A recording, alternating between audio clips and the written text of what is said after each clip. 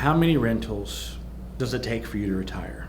Now, this is a very, very personal question, and only you can answer it. And before you answer this question, I want you to think about how much money do you need to retire? I mean, really, not just, I just want $1 million, or I want, $10,000 a month, but really figure out where you are and where you want to be, and then we can reverse engineer and work backwards. But in order to know how many rentals you need to retire, you need to know how much money you need to retire.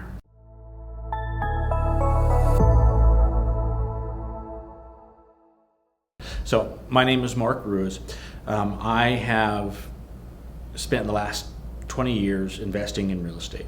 We have remodeled hundreds of rent houses, and we still actively have a couple hundred rent houses. We do the property management.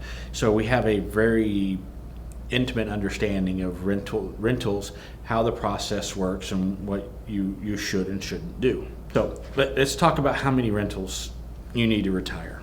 Now, first and foremost, before we can even have this conversation, we need to figure out what retirement means to you, and how, what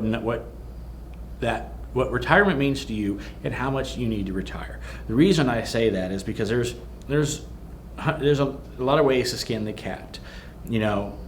Just for round numbers, you want $10,000 in income and rental income, you could in theory have 10 houses free and clear to produce that amount of money. Or you do 50 houses that are leveraged and you produce a similar amount of money. Now, what answers that question is A, how much capital, how much money do you have going into it to invest, and how much leverage you're willing to use. Now, in my opinion, and it's very personal, because 10 houses is obviously less work and headache than 50 houses, or is it? Because at 50 houses, you have safety in numbers. So when I say safety in numbers, if you have 10 houses and you have one go vacant, there's 10% of your income. If you have 50 houses and one goes vacant, it's I don't even know what it, it's a small percentage of your income.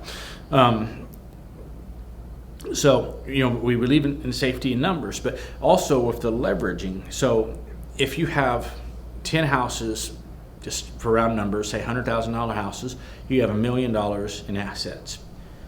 You have $1 million in equity.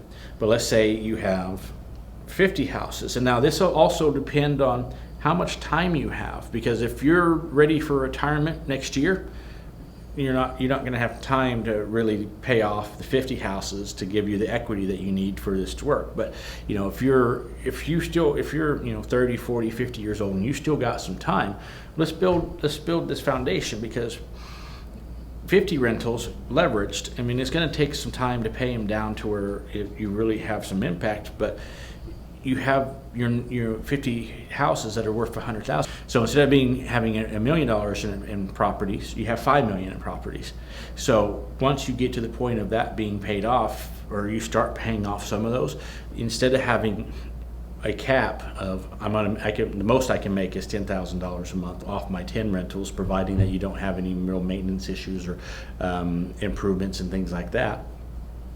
Over here, you're making your $10,000 of income, but you pay one off. Well, now you're making $11,000 in income, and that kind of is able to snowball. Like as you go, the longer that you have these, and the more that you pay down, the more income that you can make off the same 50 houses. Look at it this way: with 50 houses, first thing is you're forced to have systems and processes in place, or better yet, a property manager. Either way, if you're doing turnkey real estate, you should have somebody else managing these for you. So the idea isn't to be a active landlord, unless you want to be actively investing in real estate, which if you do, we can have that conversation another day. But for turnkey rentals, you have somebody else managing the assets. So when you look at 10 versus 50, 10 will get you where you want to go, but it also caps you on where you're going. Where 50, you have a greater asset base. It gives you more income options. It allows you to increase the income by paying off units. But it also gives you more tax benefits, because when you're looking at rentals, if you own them outright with cash, you do get the depreciation.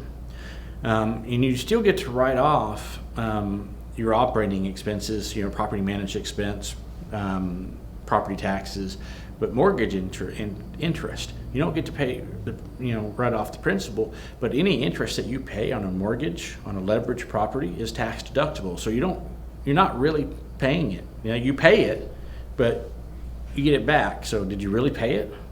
So if you look at the tax benefits, it's going to be significantly greater with a larger amount of properties than it is with a smaller amount. Now, again, this is very, very subjective and personal, because some people are happy with 10. Some people think 50 is too much.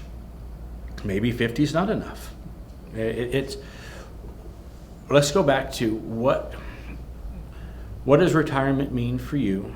How much do you need to make it? And I say that realistically, because most people just take a pie in the sky number without really calculating what it can be, because real estate, turnkey real estate, isn't necessarily enough to retire you, but it's enough to make your retirement great.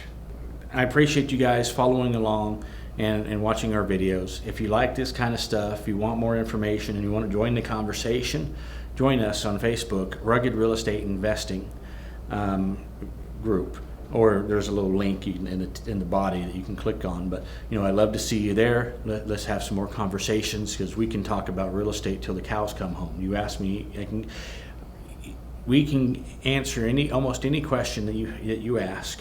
If somebody in the group will have the answer. But if you want to get involved in the community and see more of this, join us.